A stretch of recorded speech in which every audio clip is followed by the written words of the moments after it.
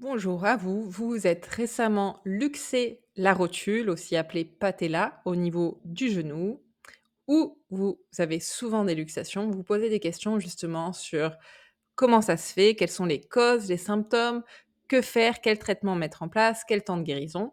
Je suis kiné de formation initiale et je vais répondre à toutes ces questions en m'appuyant sur un article que j'ai fait pour mon site internet kinédarbois.fr.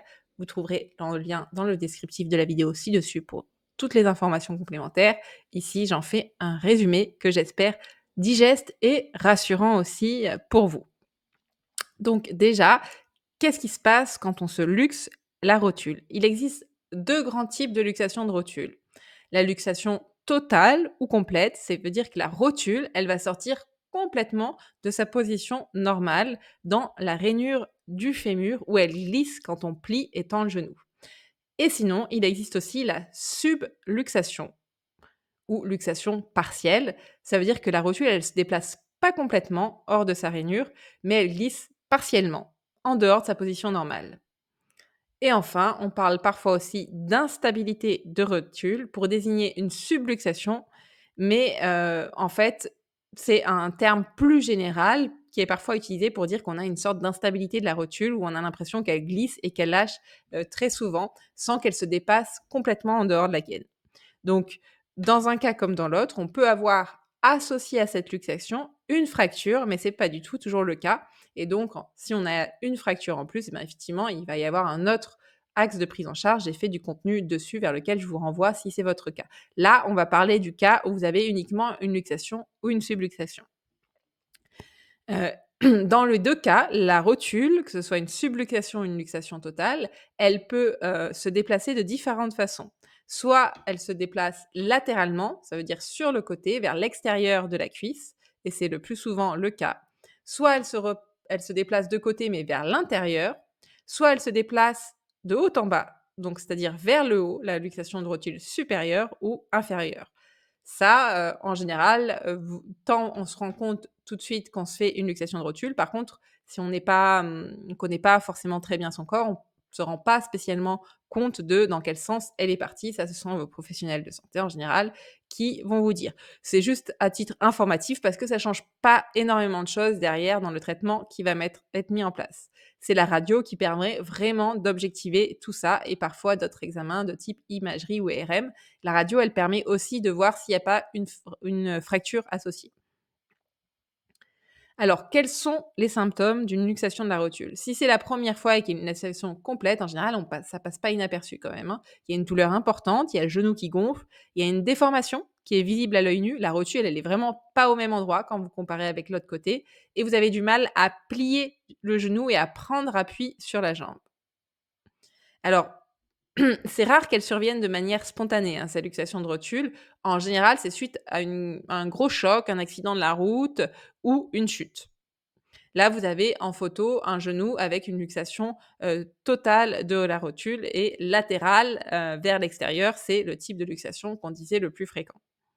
Alors pourquoi la rotule se luxe plus chez certaines personnes? Quelle est la cause?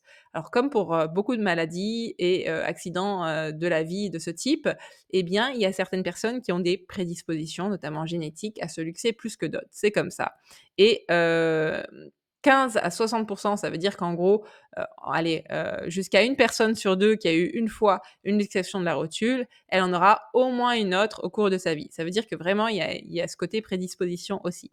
Alors, c'est surtout pour des raisons anatomiques par rapport à la forme des os, mais aussi chez des raisons, des personnes plus jeunes en général et moins on a des prédispositions anatomiques à avoir une luxation, moins le risque de récidive est important et inversement. Quel est le traitement à mettre en place pour la luxation de la rotule? Alors déjà, la première chose, c'est que rapidement, après le diagnostic, on va vous réaliser une réduction de la luxation. C'est fait généralement par un médecin formé à ça. Donc, il va tout simplement, par l'aide de ses mains, remettre à sa place la rotule. Parfois, on vous propose une sédation, des antalgiques pour soulager la douleur pendant et après l'acte et permettre aussi un relâchement musculaire parce que si vous êtes trop crispé, bah, ça va pas fonctionner ou plus difficilement. On peut ensuite réaliser les examens pour voir s'il y a d'autres lésions et en général, on opte pour ce qu'on appelle un traitement conservateur, c'est-à-dire qu'on va pas vous opérer, surtout si c'est un premier épisode de luxation de la rotule et beaucoup plus rarement, une opération est réalisée.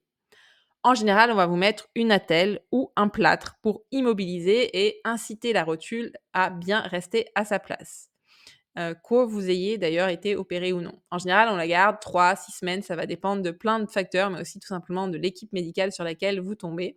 À la fois, donc pour favoriser aussi la cicatrisation des ligaments et des différents tissus mous, parce que quand la rotule est sortie de sa gaine, eh bien, ça a pu les léser, les abîmer, les distendre, voire les rompre. C'est aussi pour soulager les douleurs, parce que moins vous bougez le genou, moins vous aurez de douleur, bien qu'il faille surtout pas ne plus du tout bouger, parce qu'après, il peut s'enraidir. Donc, vous aurez des consignes spécifiques qui dépendent de votre cas, mais aussi de l'équipe sur laquelle vous tombez, à l'oral ou par écrit. Et en général, on vous recommande de la mettre surtout, en fait, quand vous vous déplacez. Par exemple, si vous êtes allongé tranquillement la journée sur votre canapé et que vous êtes mieux, surtout si c'est l'été, vous pouvez totalement, l'enlever. Si les recommandations qu'on vous a données, elles vous semblent trop strictes ou à l'inverse trop laxistes, bah, hésitez pas, parlez-en avec votre médecin, avec votre kiné, parce que, bien, en fait, c'est pas des il y a pas de règles strictes, précises à avoir. Il s'agit aussi d'en discuter avec vous pour voir comment adapter ça au mieux par rapport aussi à votre ressenti et votre mode de vie. En général, quelques semaines après l'épisode de luxation, vous faites une radio de contrôle pour voir si tout est bien en place et c'est à ce moment-là, souvent, qu'on vous dit que vraiment vous pouvez définitivement enlever tout le temps la telle. Alors, la chirurgie de la rotule, en général, c'est plutôt quand il y a vraiment, très souvent des, luxations et il y a différentes techniques opératoires qui sont, utilisées dans ce cas-là et derrière, l'immobilisation et la rééducation restent souvent, nécessaires. Alors justement, quel est le traitement, kiné? Donc en général, on vous prescrit des séances de kiné. Alors à la fois, le kiné, il va être là pour vous dire qu'est-ce que vous avez le droit de faire et de pas faire pendant cette période de récupération. Il va répondre à vos questions, il va vous aider éventuellement à soulager la douleur. Il va vous aider à arriver à marcher correctement, à plier et tendre le genou selon les recommandations que vous avez, à maintenir une certaine forme physique pendant cette période un peu plus d'immobilisation, vous montrer les exercices que vous pouvez faire, et cetera. La kiné, ça n'a pas pour but d'accélérer en soi le processus de cicatrisation des tissus mous, hein, ils ont besoin de temps, tout simplement. Rien ne pourra vraiment les faire accélérer. Le but, c'est tout simplement de ne pas empirer les choses et de conserver au mieux votre, forme musculaire, votre souplesse.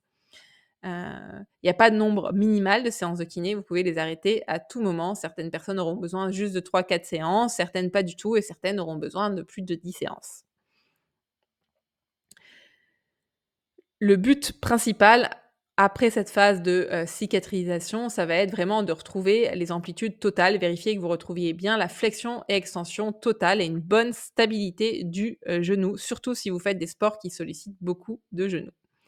Alors, quel est le temps de guérison? Bah, je comprends que vous posiez, cette question parce qu'on est impatient bien sûr de récupérer, 100 de ses capacités, mais comme souvent en médecine, c'est très difficile à prédire parce que ça va dépendre de si c'est votre premier épisode de luxation ou non, de si vous avez ou non en plus une fracture de genou, de votre état de santé général, de si vous êtes sportif ou non, de qu'est-ce que vous faites pendant votre période de convalescence, de votre prédisposition génétique à bien récupérer ou non, de si vous fumez, de votre poids, et cetera.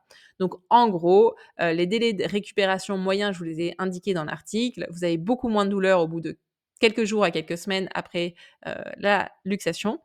Les tissus mous, donc par exemple les ligaments, s'ils ont été abîmés, ils vont commencer à bien cicatriser au bout de 3 à 6 semaines. Le gonflement sur le genou, c'est tout à fait compréhensible qu'il puisse durer parfois plusieurs mois.